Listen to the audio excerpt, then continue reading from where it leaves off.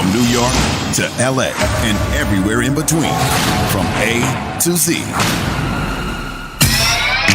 And From A to Z is brought to you by Merrill Guided Investing. Visit merrilledge.com/investing goals. Merrill Lynch, Pierce, Fenner, and Smith Incorporated, both a registered broker-dealer and investment advisor, member SIPC. All the oxygen in the NBA this weekend was taken up by the debut of James Harden, which couldn't have gone any better. A little triple-double action for him in his first foray in Brooklyn. There's another guy that had a triple-double over the weekend, Luka Doncic, 36, 16, and 15. Let me just say that again. 36, 16, and 15, though it came in a loss. And this is when you know you've got yourself a superstar. After that stat line, Doncic, not happy. That's on me. The second half, I played terrible. And I think that's on me that game. I shouldn't. I would say I was being selfish a little bit because, I had 30 points in the first half. And that wasn't me in the second half. I got to do way better than that. And that's just on me. I shouldn't be doing this. Jay, I love that. No, look, the real issue for this team is the health of Kristaps Porzingis, will he be the player that everybody expected him to be, that all-star caliber player? And Luka Doncic is going to have these type of performances. He's single-handedly going to have to take this team and drag them into the playoffs. But for them to go to another level, I think also for Doncic to actually have a chance to win MVP, he's going to need help from Porzingis in a massive way. Indeed. Doncic with his 29. Podcasting and leave behind an incredible legacy, as you mentioned, Zubin. And now moving the story forward, if I'm the Saints, I have Taysom Hill, I have Jameis Winston. I move forward with both of them. I have to get Winston under contract and then maybe draft a third one. But I think the Saints have done a good job of preparing for this, and I would be floored if he ever played again. Yeah, I'm a little bit leaning toward that way as well, Mike. When you look at what happened in Kansas City yesterday with Patrick Mahomes, how concerned should the Chiefs fans? I'm not concerned, but how concerned should the Chiefs fans be with Mahomes playing this next weekend coming up in the AFC Championship game? Key, they should be really concerned because if Allen over Chad Henne wouldn't be close. But two things really stood out to me once Mahomes went out. 12-year veteran, has a lot of experience. The fact that he played in that game, that helped yesterday. That play he made with his feet when it was 3rd and 14, that is something that you have to get the rust off and you need some game reps. So I know that was somewhat underreported, but I thought that was meaningful. And I know Chad Henne, he has good arm strength, not great arm strength. I was really disappointed by that one interception. He should know better. He took points off the board. So they would have a chance, but without Mahomes, obviously it's transformational, and I would expect the Bills to win the game. Mike, another quarterback in the AFC is not looking so good for the team and the organization in Deshaun Watson.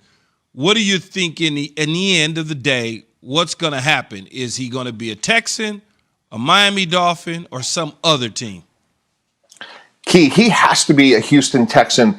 And if I'm Cal McNair, the owner of the Texans, and I'm Nick Caserio, the new GM, I fly and I go see Deshaun Watson, and I do literally whatever it takes to repair all the damage they've recently done.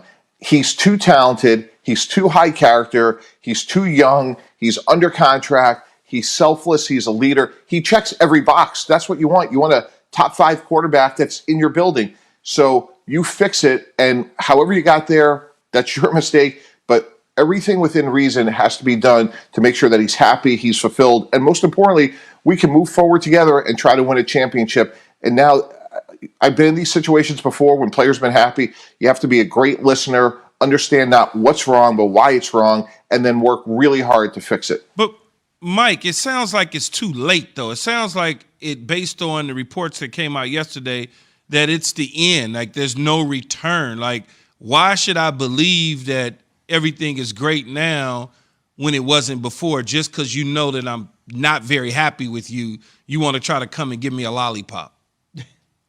Right. I think it's much more than a lollipop. I would simply say, Key, hey, we're going to start a relationship. It's one day, and we're going to try to get through today together, and let's just stack one good day on top of the next. And trust is rebuilt slowly, but we can do it. And we're going to go through a head coaching search. You're going to have a say. You're not going to make the decision. There's a difference. I've been in situations before when we've brought head coaching candidates in and they've had a conversation with a Chad Pennington or a Ryan Tannehill. I think that's appropriate in a proper context. So he should have a seat at the table, not the ultimate say, but he should have a seat. And then again, just trust us in terms of what you go by starting today, and let's have a fresh start and see if we can work things out.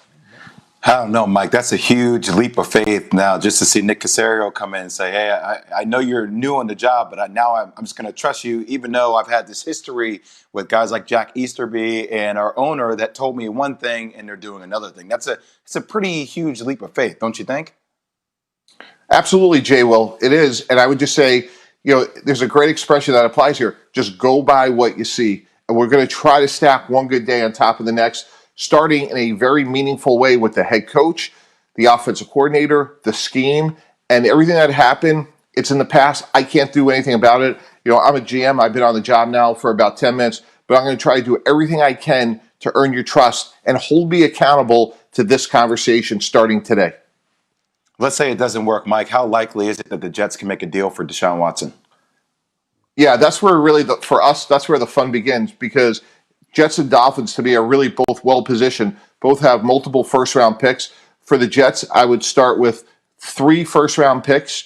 You have 2 this year, 1 next year, and it's going to cost you a good young player. It may cost you Quentin Williams. But if I'm the New York Jets and I could come out of this with Robert Saleh and Deshaun Watson, whatever it takes, pay that bill. You've just changed your franchise, hopefully, for the next 10 years, and you've done that in 2 weeks. So it's an unforeseen opportunity. And candidly, guys, that's what great organizations do. That could be Amazon, Johnson & Johnson, any company in the world. They're opportunistic when they see an unexpected opportunity sitting in front of them. So if I'm the Jets, I don't get off the phone with Nick Caserio without getting a deal done. And if I have to overpay by throwing in an extra second or third round pick or another young player that we may like a Denzel Mims, throw it in there, because you know what? You could go find another Denzel Mims. Deshaun Watsons are way too hard to find. Mike, you have in the past, I bring this up many, many years ago, you were part of the Cleveland Browns organization. How would you summarize their season this year? Yeah, incredible, Key. And that's a really special place. The Cleveland Brown organization means so much to Northeast Ohio. I didn't have a lot of experience there, but when I was there, boy, Key, it's like a way of life there. And, no one wants to lose, but boy, did Cleveland come a million miles this year. And, when you look at the team, the future's so bright. I think their best players really are Nick Chubb, Jarvis Landry, Myles Garrett, an unbelievable offensive line, and an improved Baker Mayfield. But I see it in that Rashad Higgins doesn't fumble. We may be talking about a huge upset today. Mike, explain to us, me, Jay, Will, Zubin, the audience that's listening, help us understand why Brian Daboll, as well as Eric Bieniemy, have not been hired just yet. Well, they both should be, and they both deserve, because the object of the exercise, we just talked about Deshaun Watson. That's a big part of the conversation. The other part of the conversation is to bring in coaches that have developed and won with young quarterbacks. Eric Bieniemy's done that with Patrick Mahomes. Brian Daboll's done that with Josh Allen. They're both playing right now. I think that has to a certain extent, hurt their candidacy from a standpoint of they can't put their staffs together. And I've been there. I've hired 4 head coaches. And candidly, the tie goes against the coaches that are still playing, because they're getting worried that they can't deliver on who they want to bring with them in terms of their assistant coaches. They want to take the bird in the hand when they get another offer instead of waiting on what they think is going to be maybe an offer if this coach gets a job. So, there's been a lot of talk, Key, for years that should the whole coaching cycle start after the Super Bowl so it equals a level playing field. We saw that for years in New England, where some of these coaches got bypassed because teams didn't want to wait. And I got to think that Eric Bieniemy and Brian Daboll are being affected by that today. Now, I don't know if that's the only reason they don't have jobs as of today, but I got to think that's a factor. Mike, on that tip real quick, and we're being joined by Mike Tannenbaum, our front office insider on the Goodyear hotline, to make it a little bit more equitable, to give those coaches that frankly have had success an opportunity to be more successful and promote themselves and not have it as a detriment that their team keeps winning and winning and winning. And that doesn't make any sense. That's counterintuitive. How difficult would it be, or what is the process to make sure, to your suggestion, that things would be done afterwards? I mean, what's the obstacles to getting something like that done? It just makes common sense. Yeah, Zubin, I had the great fortune in my career to represent Steve Kerr. I represented coaches in both football and basketball. And Steve Kerr lost a couple of coaches during the finals and still won championships. And Steve Kerr was all about trying to help his assistants get to where they want to go.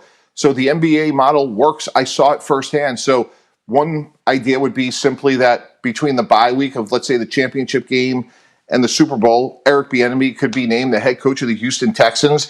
Then you turn it over to Nick Caserio, the general manager, let him get going on all the coaching hires, which I've done before. It's a lot of work, but it certainly could be done with minimal contact with Coach Bieniemy. Let him get ready for the Super Bowl. And again, we've seen it in the NBA. It works. So the system is flawed from a standpoint that it penalizes success. You know, we saw it with Romeo Crennel, Josh McDaniels, Charlie Weiss for all those years in New England where those guys had deep playoff runs.